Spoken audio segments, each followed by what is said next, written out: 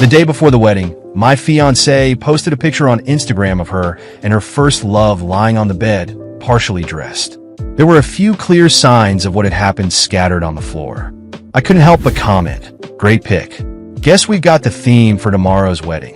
Then I grabbed a suitcase and started shoving all her stuff into it, like I was giving it away for free. The reason Sophie felt bold enough to post that photo on Instagram just a day before our wedding was that she believed my unwavering devotion meant I wouldn't dare to call off the wedding, even after seeing her with another man. She thought I would forgive her without hesitation because of how deeply I loved her. So much so that I had lost all sense of dignity. But she seemed to forget that. She once told me, "Kyle, even if I mess around with others, it will never be real. My first time will always be yours." Yet in that photo, there were obvious signs of what had happened between her and Ethan. First time? It seemed she had long since lost count of how many first times she'd had.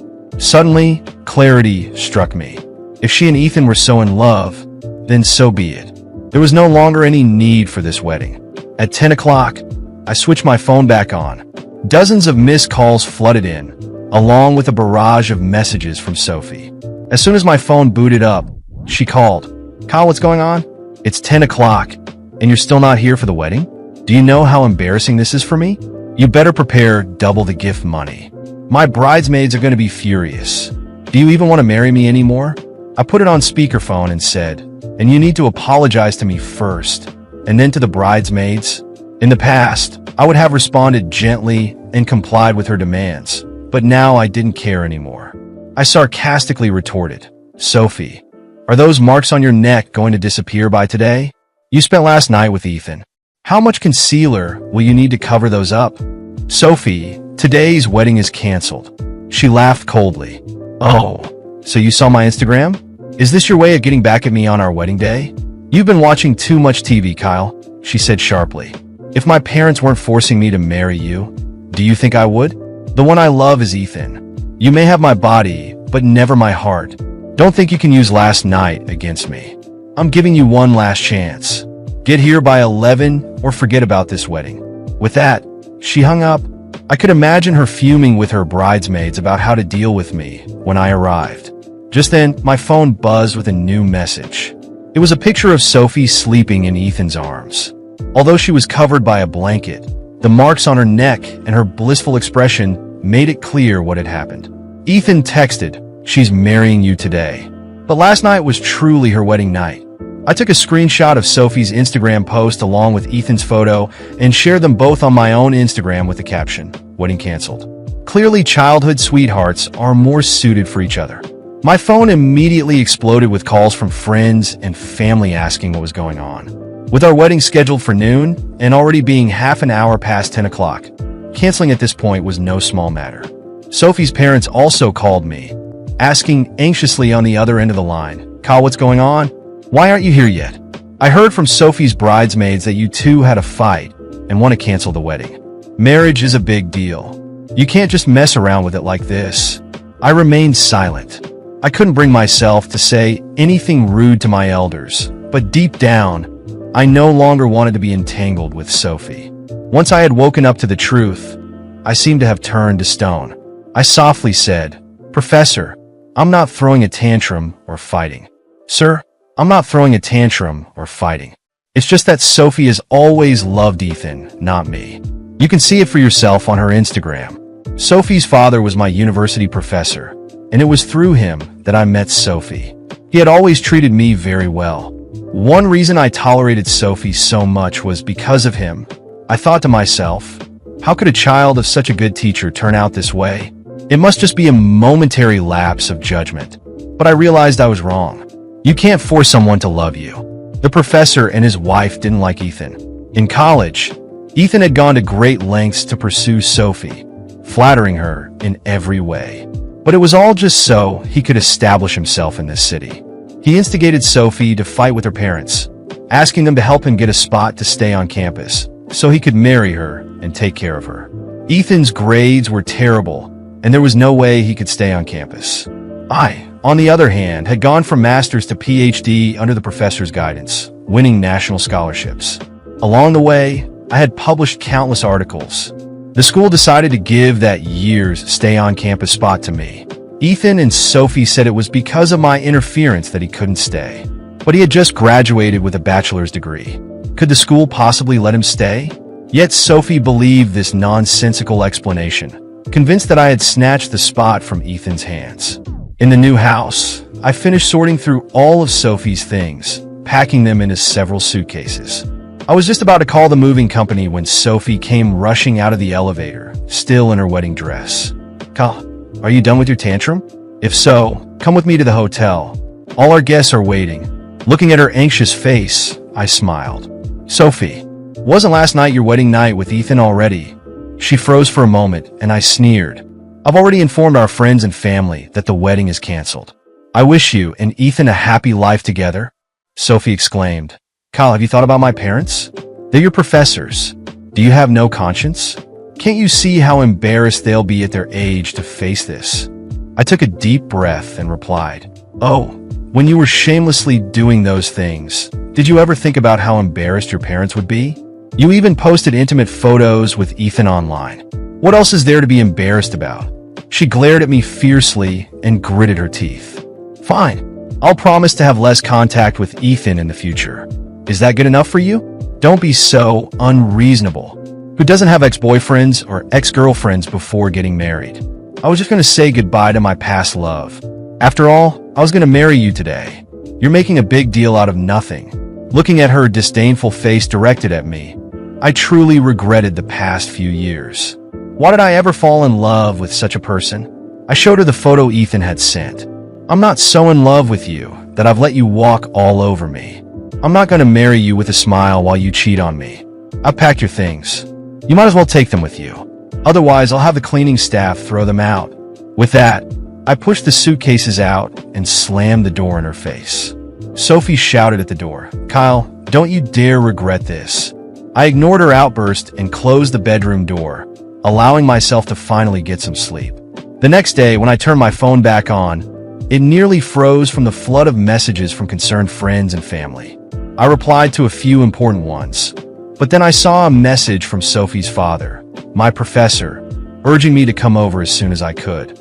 Thinking of how kindly he and his wife had treated me over the years, I felt a pang of guilt and decided to visit them. As soon as I walked in, I found Sophie sitting on the couch with her neck stiff and her expression defiant.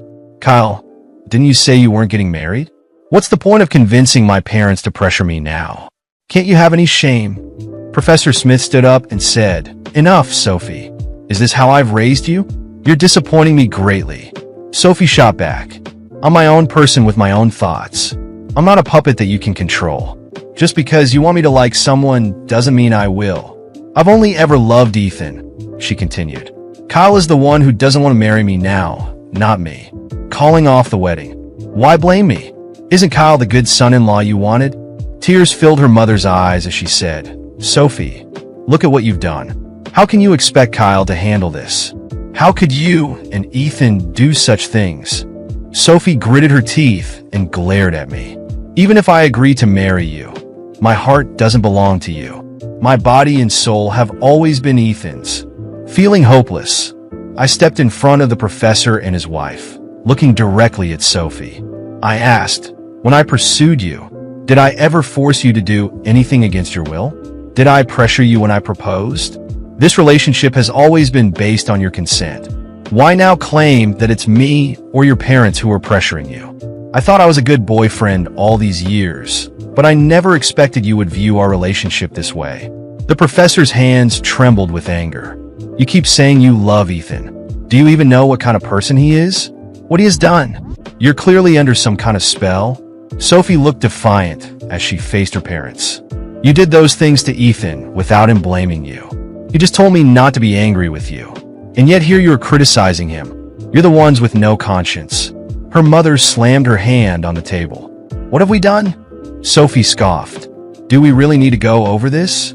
You took Ethan's spot at school and gave it to Kyle. Kyle, don't pretend everyone knows your spot was earned by sucking up to my dad." The professor clutched his chest, gasping for breath. "What did you say? I've lived my life honestly. And now my own daughter accuses me of using underhanded tactics for a student. Sophie stood up dramatically and declared, "Isn't that true? If it weren't for being your daughter and Ethan encouraging me, I would have reported Kyle long ago." The professor turned pale and pointed at her. "Good. I raised a wonderful daughter. Go ahead and report me now. Get out. Get out. You'll regret this." Sophie shot back as she stormed out. "Just watch. I'll make sure Ethan gets what he deserves." With that, she slammed the door behind her. As the sound of the door echoed through the room, the professor collapsed. "Professor!" After the professor collapsed, the room descended into chaos. I stood there, frozen, as Sophie's mother rushed to help him, trying to get him to breathe normally again. The anger I felt was mingled with guilt. But before I could say anything, Sophie turned towards me, her face full of fury. "This is your fault," she screamed, pointing at me like I was the sole cause of all the destruction. I wanted to argue back, to tell her she was the one who caused all of this by cheating, lying, and manipulating, but I kept my mouth shut. There was nothing more to say, at least not at that moment. I walked out of the house, leaving the weight of my decision hanging heavily in the air. That was the final end between Sophie and me, or so I thought. In the days that followed, I moved into a small apartment. The wedding was officially off, but the drama didn't end there. Sophie, clearly furious that I had taken control of the situation and exposed her affair, began a campaign on social media to defame me. She constantly posted about how I had manipulated her, controlled her, and even stolen Ethan's future by taking the campus spot that he supposedly deserved. With every post she made, my anger grew. She twisted the truth in such a cruel way, and I received messages of support from some friends, but also from strangers attacking me, believing her version of events. Sophie didn't just destroy what we had. She was trying to destroy my reputation, my career, and my name. Worst of all, she was using her parents, who were devastated, to garner sympathy, claiming I was the reason for her father's health crisis. Without me realizing it, Sophie started to involve lawyers. I was called into a meeting at work to discuss concerns about my personal behavior. It turned out Sophie had sent a letter to the university where I worked and studied, alleging that I had plagiarized parts of my academic work and earned the scholarship unfairly through favoritism from her father. Of course, the university had to investigate, and I was suspended during the process. Losing my academic position was a devastating blow, but I wasn't about to let Sophie destroy everything I had built. I gathered evidence, emails, papers, correspondences that showed my academic trajectory had been earned fairly. But the damage was done. The accusations spread, and parts of the academic community began to look at me with suspicion. As I fought to clear my name, things only got worse. Sophie, not satisfied with tarnishing me on social media and in my workplace, began reaching out to my family. My parents, who initially supported me, started receiving calls and visits from Sophie. With her perfect acting, she convinced my mother that I had emotionally traumatized her, claiming I had pressured her into marriage by manipulating her through her father. My mother, who had always believed in the sanctity of marriage, started doubting me. Sophie had turned my family against me, and suddenly, I found myself completely alone. Then she struck in the most cruel way possible. Sophie showed up at my apartment one rainy morning, claiming she was pregnant. She looked at me with a cold smile and said, "I've thought about it, and despite everything, I'm going to raise this child. Ethan and I have decided, but everyone's going to know you're the biological father." I was completely stunned. How could she be pregnant with my child? We hadn't been together in months before everything fell apart. Then the truth hit me. It was another one of her manipulations. She planned to drag me into legal and financial hell, forcing me to pay child support and further ruining my personal and professional life. I didn't know what to do. The pressure was becoming unbearable, but I decided to consult a lawyer. He was blunt. If she took this to court, I would have to prove I wasn't the father. It would be her word against mine, and that wouldn't be enough. We'd need to request a paternity test, but until then, my reputation would remain in jeopardy. While the drama unfolded, I began investigating Sophie and Ethan's past. I discovered that Ethan had been using Sophie the entire time, He wasn't interested in building a family with her. He was after her family's money and academic connections. He saw Sophie as a tool, something to use and discard. And Sophie, blinded by her obsession with him, would do anything for his fake love. I decided I wasn't going to let them get away with this. I filed a defamation lawsuit against Sophie and Ethan, gathering evidence of how they were trying to destroy my life. The paternity test was conducted, and as I already knew, I wasn't the father. In court, Sophie and Ethan were exposed for the liars and manipulators they were. The judge not only dismissed the paternity claim, but also ordered Sophie to pay me damages for the emotional and financial harm she had caused. In the end, Sophie lost everything.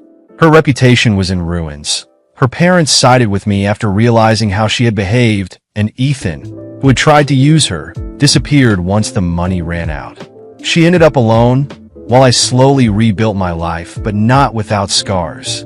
The most infuriating moment came when Sophie, with nothing and no one left, tried to contact me again. "Kyle," she said, "I made a mistake. Can we start over? I've always really loved you. I was just confused." The only response I could give was to shut the door in her face, with a smile of relief. After the trial, where everything was finally exposed and Sophie and Ethan were ordered to pay damages, I moved on with my life. Although it was an extremely difficult period, I decided that I wouldn't let that chapter define me. Sophie had tried to destroy everything I had built, but she failed. And so, I focused on what really mattered: my career, my personal life, and my future. Returning to work after the suspension was tough, but with the support of colleagues and the truth about Sophie's lies coming to light, I regained my academic position and slowly rebuilt my reputation at the university. I continued publishing my research, and with each achievement, I felt stronger. Every success helped me leave behind the shadow Sophie had cast over my life. About 2 years after all that chaos, I met Camila. She was unlike anyone I had ever met. Smart, kind, and above all, respectful. From the start, she treated me with an honesty I hadn't realized I needed, and the time we spent together made me understand how healthy relationships could be uplifting. Camila always supported my career and my projects, but she also reminded me to balance my work with moments of rest and relaxation, something I had neglected for years. We grew together, both personally and professionally. With her by my side, not only did I improve at work, but I also began to embrace new opportunities. We were able to buy a house together, and eventually we got married. Our relationship was everything Sophie and I could never have had, based on mutual respect, trust, and true partnership. I thought my story with Sophie was completely over. But about 4 years after the end of our relationship, I was blindsided by another legal notification. Sophie was attempting to sue me for emotional compensation. She claimed that the time we spent together, and the fact that I had supposedly promised her a future, justified her receiving financial support, even though we had no children or legal connection. It was ridiculous, but knowing Sophie, I wasn't entirely surprised. This time, I was prepared. My lawyer laughed when she saw the notification, and we quickly put together our defense. In court, it became clear to everyone that Sophie was desperate. She no longer had her family's support. They had cut ties after learning the full truth about her manipulations. Ethan had abandoned her as soon as it became clear she no longer had access to her family's money. Sophie, unemployed and with no allies, was trying any way she could to drag me down again. The judge didn't take her claims seriously. With all the evidence and documentation on my side, the case was dismissed swiftly, and Sophie didn't get a single penny. That was the last time I heard from her. Later, I learned through mutual acquaintances that Sophie was living a completely different life from the one she had once dreamed of. With no support from her parents, she was living in a friend's apartment and barely scraping by with odd jobs. Her family, once influential and close-knit, had distanced themselves completely after the shame she brought on them. It was sad in a way, but at the same time, I knew these were the consequences of her own actions. Life had caught up with her. Meanwhile, my life was heading in the opposite direction. With Camila by my side, my career flourished even more. I became a respected name in my academic field, and my papers gained international recognition. My work opened doors for consulting and speaking engagements around the world. The support of a partner who respected me, believed in my worth, and helped me grow made all the difference. With Camila, I learned that a healthy relationship is about much more than romantic love. It's about respect, mutual support, and constant growth. One evening, while we were having dinner, Camila looked into my eyes and said, "I'm so proud of the man you are and everything we've built together. I'm sure the best is yet to come." Her words touched me deeply because they summed up exactly how I felt. We had come so far together, and I knew that with her, the sky was the limit. Looking back now, I realized that everything that happened, as painful as it was, brought me to where I am today. Sophie was a dark chapter in my life, but finding someone like Camila showed me that being with someone who respects you can take you so far. Today, I live the life I've always wanted, free from the ghosts of the past, surrounded by love and prosperity.